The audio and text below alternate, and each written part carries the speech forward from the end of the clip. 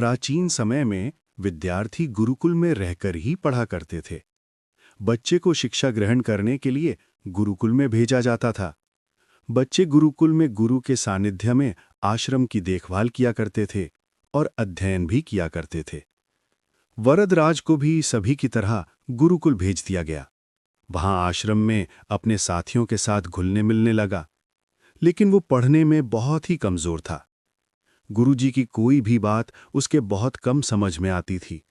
इस कारण सभी के बीच वो उपहास का कारण बनता था।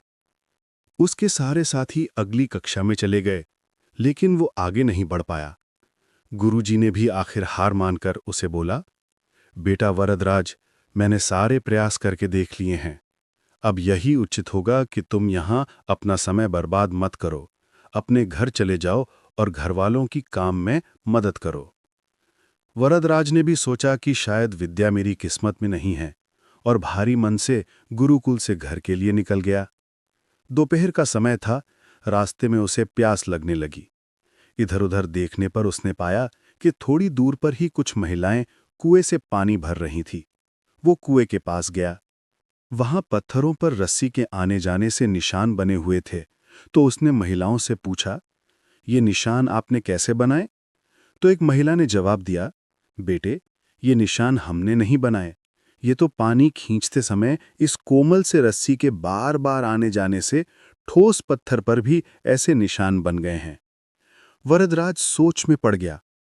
उसने विचार किया कि जब एक कोमल से रस्सी के बार बार आने जाने से एक ठोस पत्थर पर गहरे निशान बन सकते हैं, तो निरंतर अभ्यास से मैं विद्या ग्रहण क्यों नहीं कर सकता? वरदराज ढेर सारे उत्साह के साथ वापस गुरुकुल आया और अथक कड़ी मेहनत की। गुरुजी ने भी खुश होकर भरपूर सहयोग किया। कुछ ही सालों बाद यही मंदबुद्धि बालक वरदराज आगे चलकर संस्कृत व्याकरण का महान विद्वान बना, जिसने लघु सिद्धांत कौमुदी, मध्य सिद्धांत कौमुदी, सार सिद्धांत कौमुदी, गीर्वाण पद मंजरी की रचना की। दोस्तों, हमें इस कहानी से ये शिक्षा मिलती है कि अभ्यास की शक्ति का तो कहना ही क्या है। ये आपके हर सपने को पूरा करेगी। अभ्यास बहुत जरूरी है, चाहे वो खेल में हो या पढ़ाई में या किसी और चीज में। बिना अभ्यास के आप सफल नहीं हो सकते हो।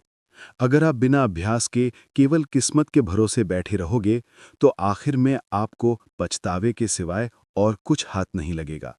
इसलिए अभ्यास के साथ धैर्य, परिश्रम और लगन रखकर आप अपनी मंजिल को पाने के लिए जुट जाइए।